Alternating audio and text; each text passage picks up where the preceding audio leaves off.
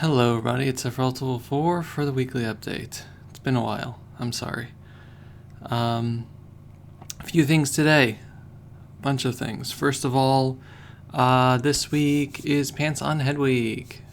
It is starting, I'll put up a video a little later today, but yeah, it's the 12th annual PantsOnHeadWeek.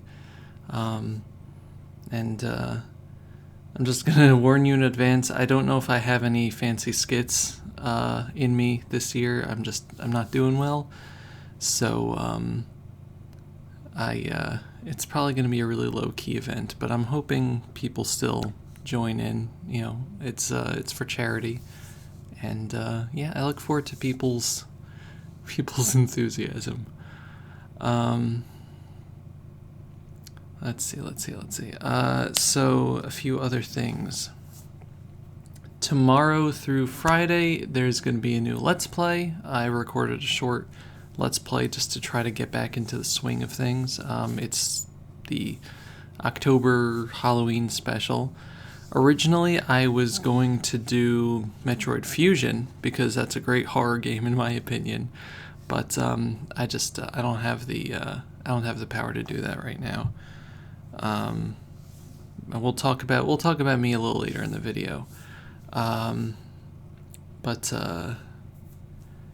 let's see. We had the Let's Plays. Over the past month, the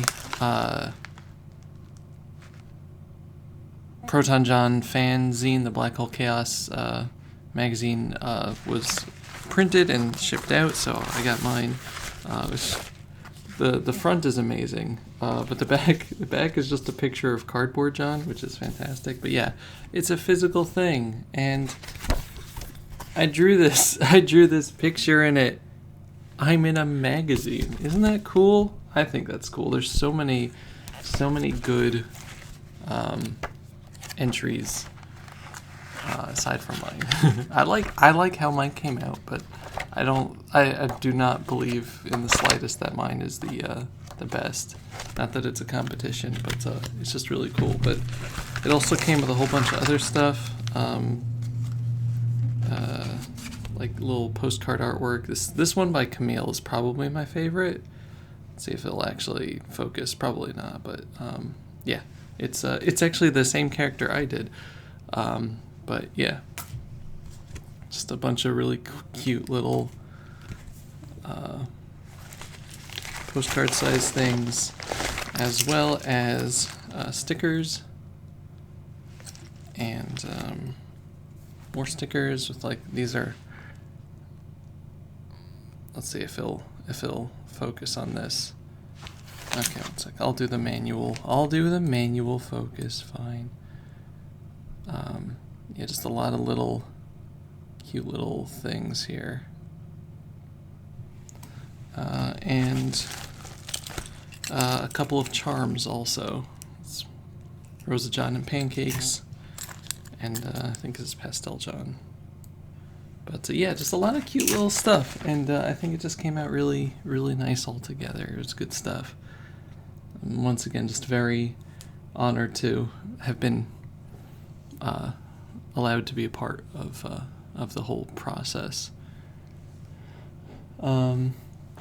Also in the last month, Trails from Zero came out. I got the collector's edition, which I put pictures on Twitter. I'm not going to show off the whole thing here. But the inside is cool. There's a code there, so I'm just covering it up. But yeah, Trails from Zero. I might do a first impressions, but I don't think so. Let's see, as for other things, the Xenoblade 3 collector's edition stuff came in, which was basically I think there was a steelbook, yeah, and the art book, which is really, really cool. And now that I've actually completed the game, I'm going to take a look through it. Anything else? No. On the physical side of things, that's it. Let's go through art. I didn't show off a lot of art even before I took my break, but I don't remember what I did anymore. So I did last month this Gatomon. I'm just going to keep the focus around there. Okay. So I'm going to be blurry. So I did a cute little Gatomon. I wanted to make like a crayon, like a chalky type of thing. I don't know. I think it turned out nicely. Let's see. Character, an Aura. I don't know how to pronounce it. From Final Fantasy XIV, named Jochi. There's another Patreon commission there. The face was fun to do. It's just a lot of detail that goes into like all the horns and everything else, you know. Piece that I'm most proud of for a while, I would say, is Silvercoat Ethel from Xenoblade 3. I put a lot into this. This is like my swan song right before my break, or right as I was starting my break. But yeah, I just put a lot into this. And there's a better version up on Twitter. And Patreon has a high quality version. There's a Lucajin thing here. There's a character from a new Pokemon game. Come on. There we go. This I drew for a video for Miss Anella's YouTube anniversary, which was like a background. I really wish I could. 1 second. Okay, that's not really gonna. See, I have like a brightness thingy, but not a contrast. Oh no, it's just one. It's just brightness up and down as opposed to other stuff. So I can't get rid of the.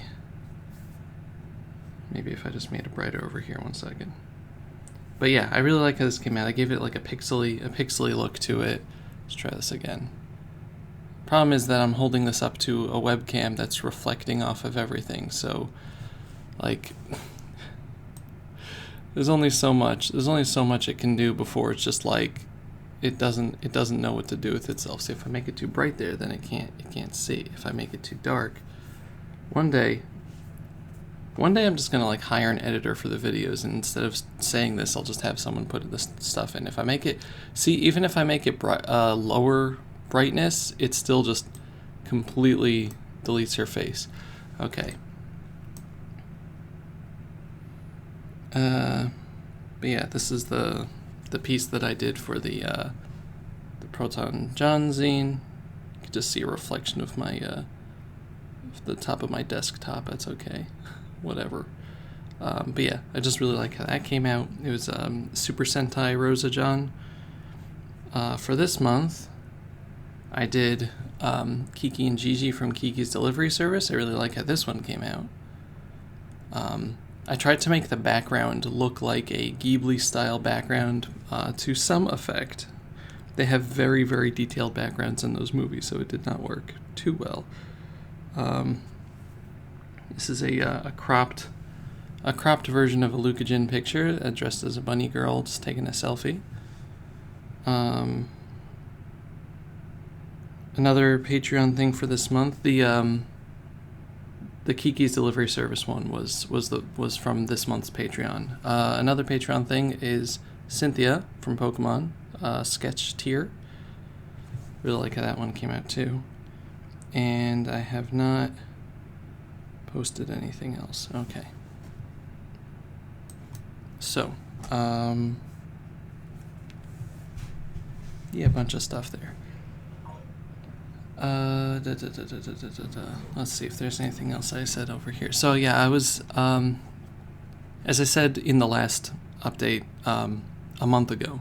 It was the 18th of September. I was just taking the month off to try to detox from social media. How well it went is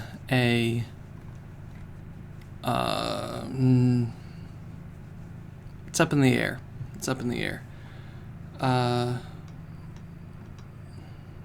Yeah, I'm just going to get through Twitter here and then we'll talk about things. So I completed Xenoblade 3. I did all the super bosses. I did every quest that I'm pretty sure is in the game. I did the DLC character stuff. So fantastic. If I had to rank it, I think I still like Xenoblade 2 better. And I don't know if that's a hot take. But if I had to say that there was a weakness to Xenoblade 3, it's the music. The music was okay, in my opinion, but I don't know if they had a different composer this time around. I don't think they did, but... Or maybe they just didn't have Yoko Shimomura. But Xenoblade 1 had Gar Plains as the standout track, like of the... the big thing. Xenoblade 2 had Gormat and More Ardain, the Exploring the Wastelands, as like really big standout tracks that have like the big stuff in it. The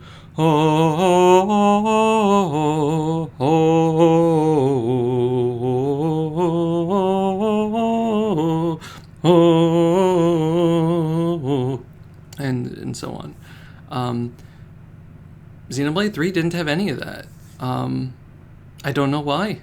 Maybe I just wasn't listening hard enough, but I tried to listen to like all the areas in the game, and none of them had like that track, and I was hoping that I would just run into it, but in the other games you run into that pretty quickly. It's like one of the first areas, the shoulder, I think it's the shoulder in the first game, right? Or whatever it is. It's like the first area, like right outside, Colony 9, and Gormat Torgoth is like the first big area that you go to in Xenoblade 2. And X's music I'm not counting because it's very different, but yeah, I don't know. I was a little sad, but aside from that, like the combat is definitely the best of the Xenoblade games. The story was fantastic. I loved the characters and the heroes. I loved the idea of like the hero quests and the ascension quests. It's I think was a little better than Xenoblade 2's system, where you had to get all the affinity for everybody before you started getting to everybody's their heart-to-hearts and quests and stuff. I think it had a bit more impact, even though it wasn't as silly as a whole lot of the Xenoblade 2 ones. Like, Xenoblade 2 just had a lot of rare blades, so they were able to go the full gamut of serious to silly, and I think there was a lot less silly in this game. But there still was. Especially with the DLC, it was fun. Yeah. Overall, just fantastic game though. Like, I'm very happy to play it. I have played it, and the music wasn't bad. I just wish it had that extra oomph that I expect from the Xenoblade series. I didn't see anybody talking about it, so it's entirely possible I just missed that track. But I think Xenoblade 2 had the most impactful music. Anyway.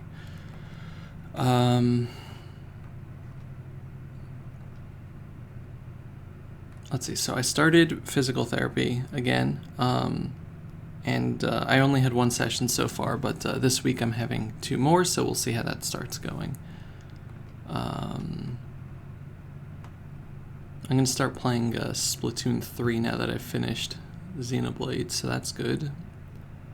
Bayonetta comes out this week, so that should be fun as well.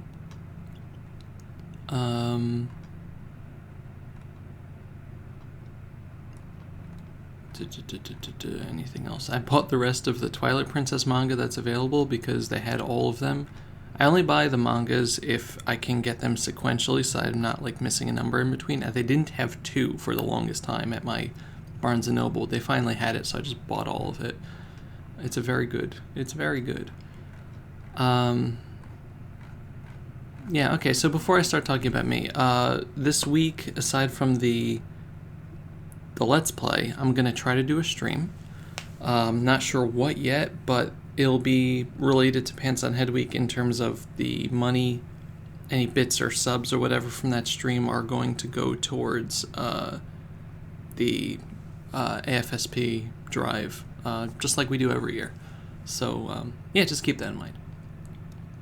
But yeah, so if you don't want to hear about my past month, you can turn the video off. That's fine. Thank you very much for watching. So yeah, I took the month off from social media in order to try to detox myself from things. It went okay for about a week, and then things just started coming up that completely broke my peace of mind. So the mental detox part of things dissipated after a week. During that time also was the Jewish holidays, so there was Rosh Hashanah, Yom Kippur, and Sukkot, which, because of the way the calendar fell out this year, were all in the middle of the weeks. So during those holidays, it's like the Sabbath. I don't use electronics. We go to synagogue. We have prayers several times a day, and it's a long time each time.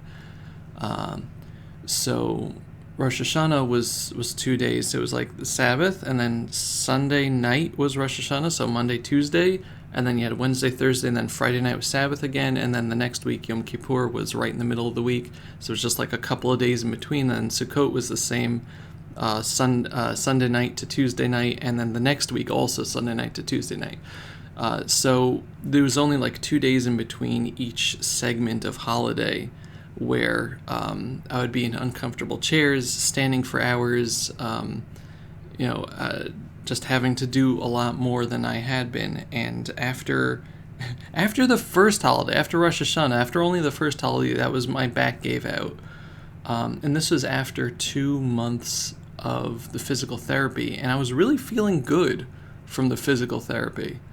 I was when I wasn't depressed, I was streaming more, I was recording more, I was doing stuff, and it took 2 days of holiday, which were a day after a Sabbath. So I guess it was the combination for my back to just completely give out for the rest of the month, and it was torture. This past month was a painful, torturous time for me, and I couldn't believe how bad it got. It got bad enough to the point where I had to take out the brace, the scoliosis brace that I wore after the May surgery this year, the one I had to wear and I despised.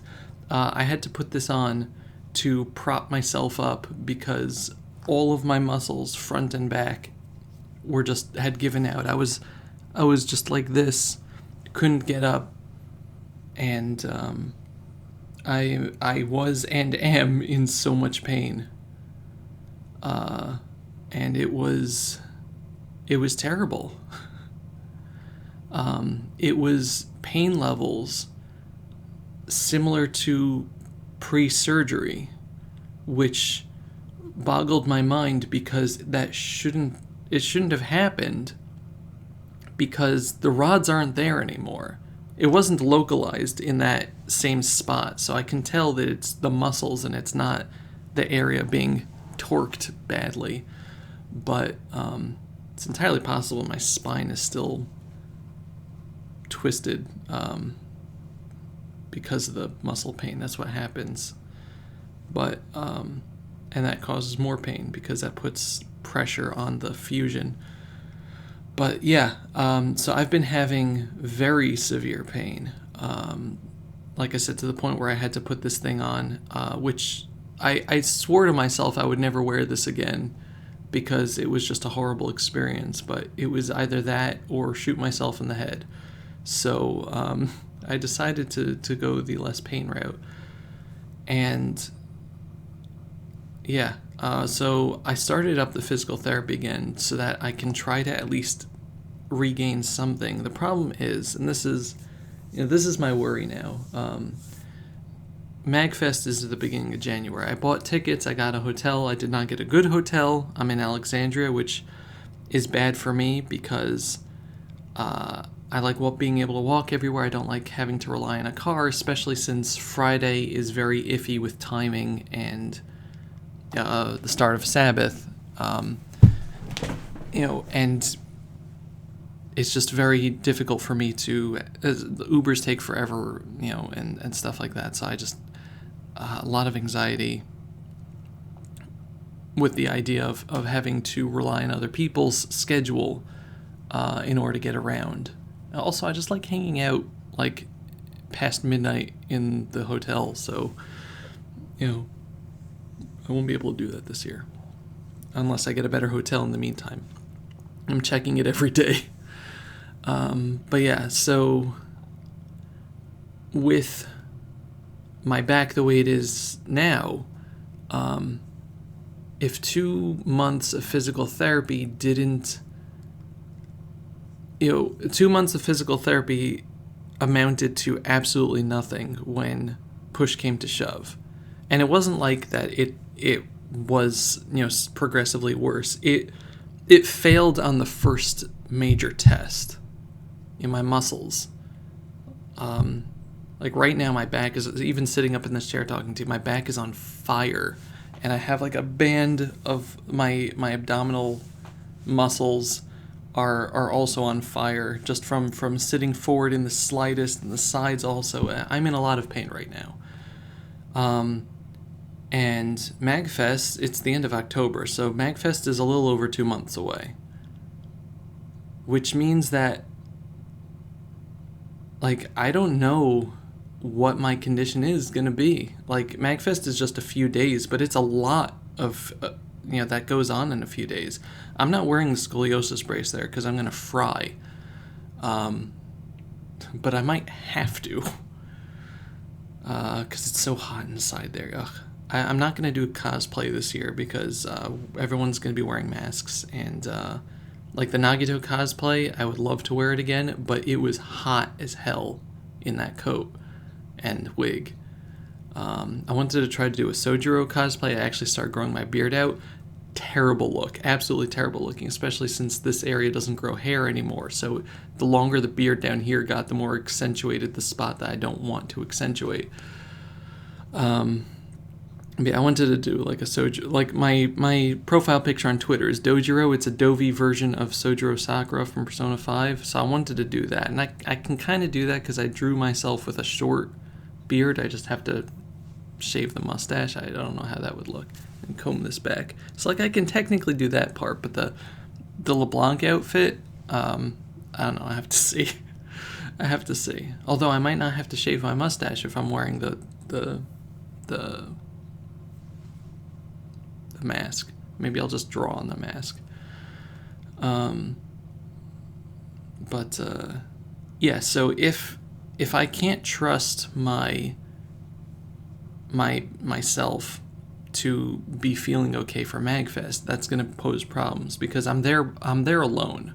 I mean, there's people around obviously, but I room alone because of the Jewish dietary restrictions and time restrictions of the Sabbath. It would just make it very difficult for me to be able to practice my religion if I had non-Jewish roommates. And it's nothing against them. It's a me thing. It's not a you thing. Because it would just have to, all the food would have to be separate and everything else. It's a problem that I would have to deal with that I don't want to deal with. So I always room by myself. And if I can't walk to and from my hotel, if I have to rely on other people or a car or whatever, then if I'm not feeling well, then there's more opportunity for there to be an emergency with me that makes it more difficult for me to rest or get help or whatever. And that scares me because I'll be 4 hours away from my house. So yeah, I don't want to have to deal with that. And I always bring my cane with me to MagFest. I haven't had to use it in the past couple of years, but I did use it the first few years that I went. And MagFest in general is always very tiring. I'm always in a lot of pain on a good year. Although I have stories with MagFest about how good those years actually were, but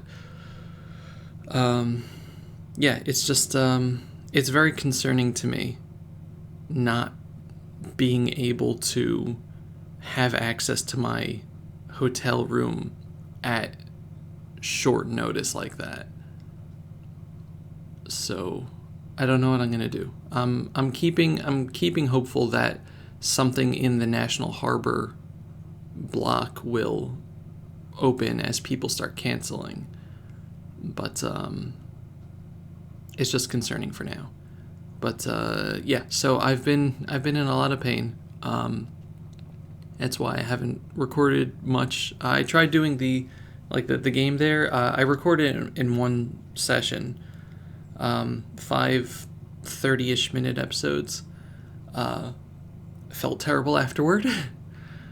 So we'll see how the stream is going to go, but I would like to do a stream. I commissioned Popsky for a new music track, so I want to show that off.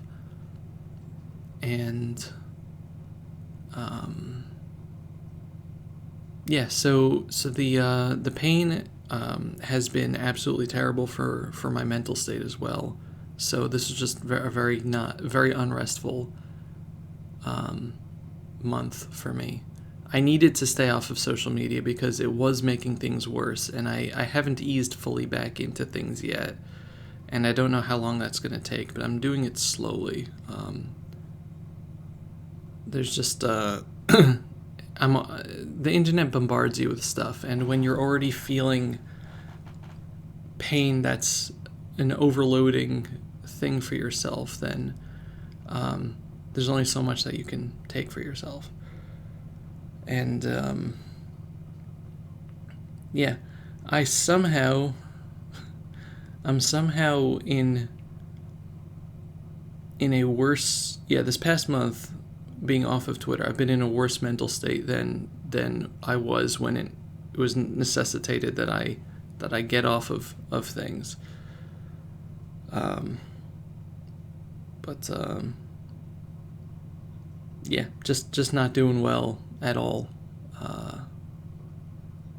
And I'm hoping that the physical therapy ends now that the holidays are over. The time in between, where I can rest up of full weeks now, helps me heal up, because if I don't start getting better within a couple of weeks, then I'm going to be very concerned for myself. But yeah, I appreciate everybody's kind words that they sent on Twitter or Discord or YouTube over the past month. I did read them all. I'm sorry that I didn't respond to them, but I appreciate the nice things people say to me. And I look forward to people joining in a PantsOnHeadWeek. Again, I'm sorry that it's not going to be a big affair. I don't even know if this is going to be the last one or not, because I just don't. I'm not feeling things lately, so I want this to be special, but I don't want to ruin it by being involved when I am not feeling genuine about it. But yeah, we'll see as the week goes on. But yeah, anyway, thank you very much for watching. Thank you for listening, as always. And the big thing that I say each and every time, which, if there's one thing that I don't care about people, thinking about the art that I do, or the videos that I make. If there's one thing that I want people to remember me for, is for repeating until you all get sick of me hearing me say it, but be good to each other. Just remember to take a moment to give the person that you're dealing with the benefit of the doubt, that maybe what they're saying isn't directed at you, or if it is directed at you, that they're not saying it to hurt you. And just try to see the good in people, please. It's so easy, especially online, to just get caught up in yourself, get caught up in your emotions, and to jump to the worst possible outcome. But we have to fight that. We have to fight that feeling, and just try to make things better for the people around us, because when we do that, it makes things better for ourselves as well. So thank you very much for listening. Thank you very much for watching, and I'll see you next time. And happy Pants on Head Week. I'll get that video out in a few hours. Goodbye, everybody. Bye-bye.